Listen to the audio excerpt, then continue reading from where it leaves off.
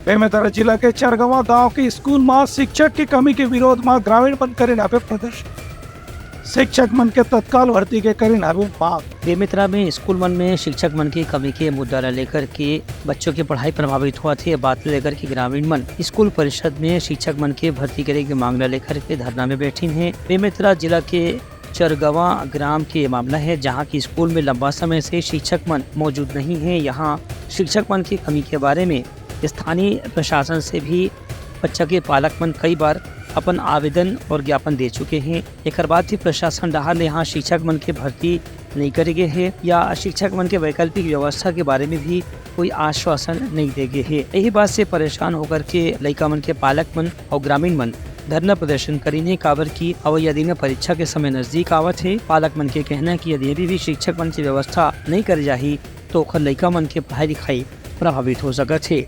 Bureau report उत्तलंघा news.